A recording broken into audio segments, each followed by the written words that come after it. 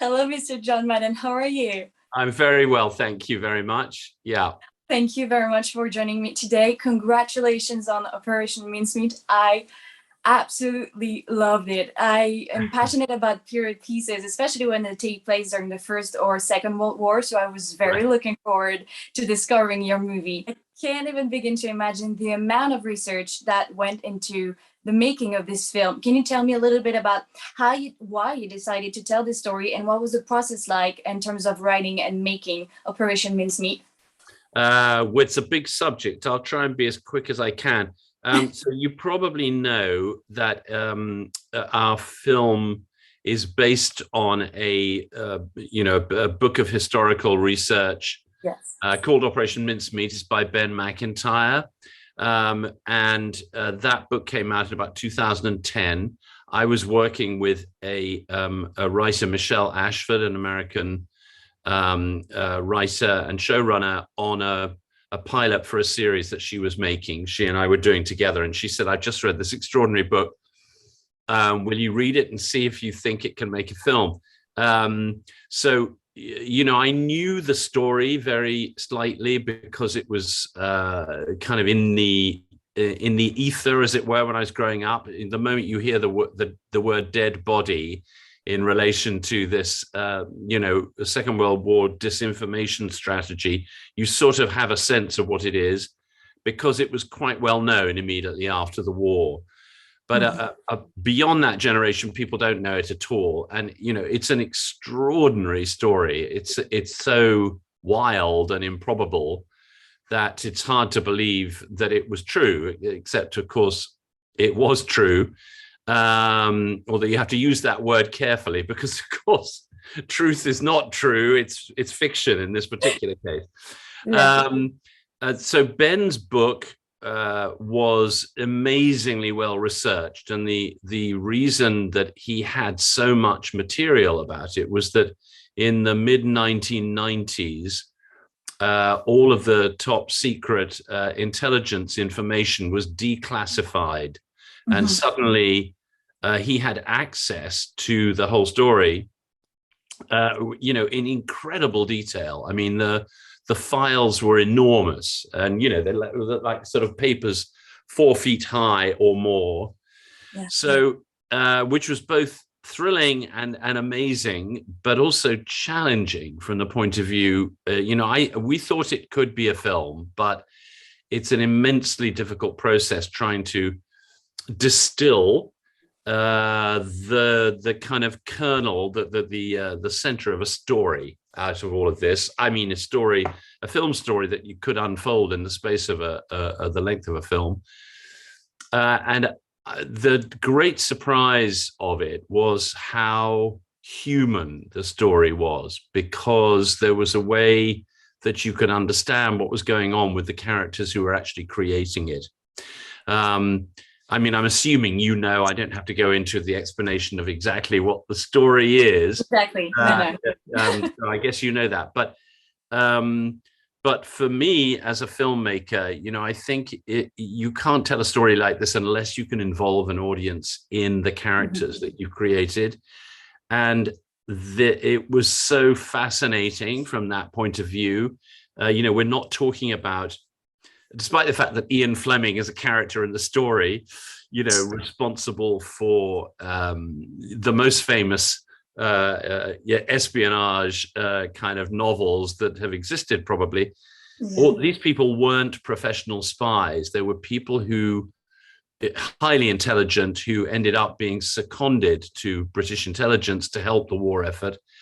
But in a sense, they were from a different world and brought different kind of skills, and they is just sort of set themselves the task of creating this fiction. I mean, the film is about storytelling in a way. That's actually the sort of the most important thing about it. And I think that I sensed, and Michelle Ashford, the writer, and I both were interested in the same thing: the idea of a group of people coming together to create a fiction, then becoming lost in the fiction that they're creating. They become immersed in it, and then they lose their way in it emotionally. because they start to invest the story with their own feelings and their own emotions and so on. So I suppose that was the kind of core of it. But at the same time, you have an extraordinarily complex story to unfold for people, so that they can keep track of what's going on, the bluffs and the double bluffs, and what's going to be believed and what's not going to be believed. Exactly. But you also have an incredible cast assemble. And Yeah. as you said, the characters are so endearing and very, very intelligent, which is an obvious requirement to pull off such a mission.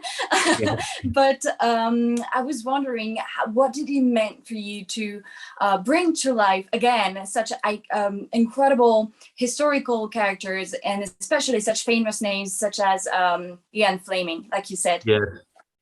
Well, again, if you go back to the source book, the number of people involved in it and the range of characters involved in it was so extraordinary. There were some very odd people there, some very eccentric people, and very interesting people. And interestingly, of course, for example, there are two women in the story who show up in a capacity that you would not normally expect women to be that front and center in a situation like this. But of course, because there was an absence of men, they suddenly were, called into positions of tremendous kind of creative ability and responsibility. And so that was interesting. The Ian Fleming part is just an extraordinary aspect of this story. He was working for naval intelligence during the war. He was 10 years away from becoming a writer. Casino Royale was written in 1952, 1953.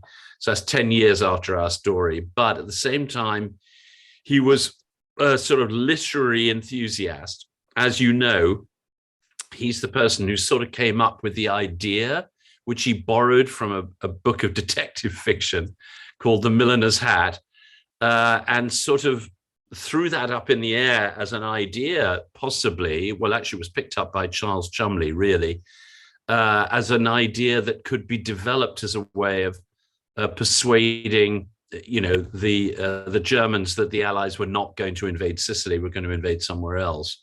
Yeah. Which it turned out to be a sort of massively complicated undertaking, fraught with all kinds of difficulty. But, there's Fleming sitting in the middle of it, and you have an opportunity to sort of understand the world that he's in, and actually to see him with the various characters that became models for the characters in his stories. Yeah. So, Admiral Godfrey is the model for M, and Charles Fraser Smith, who is the sort of gadget man and makes corkscrews that go backwards, and he had an operational branch that was called Q branch, which is where the character Q comes from. So all of that is a kind of a very interesting side effect. It's not the story, but we realized that there was a possibility of actually putting him at the center of the story in a strange way as the observer of it rather than the proponent of it. So he's both in the story and out of the story at the same time, and actually narrates the story. So it's kind of interesting. It's a complicated film to talk about because there's so much going on in it, and one of it, one of its richness is very, there's a lot going on. There are many thematic ideas going on there. But as I say, the most important thing, I think, really is the way in which, hopefully, it has the capacity to engage an audience emotionally in ways that they're not expecting, because the story begins by being almost comedic, because the idea is so odd and so eccentric.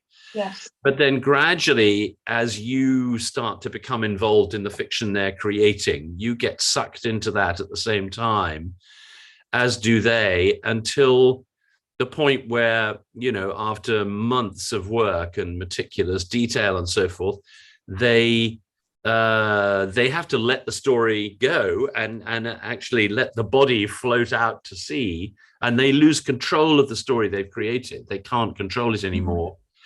And then suddenly the film starts to take a different turn and becomes worrying and frustrating, and finally very, very, they become filled with a sort of existential dread, actually, that this might go catastrophically wrong and have entirely the wrong effect than they had hoped.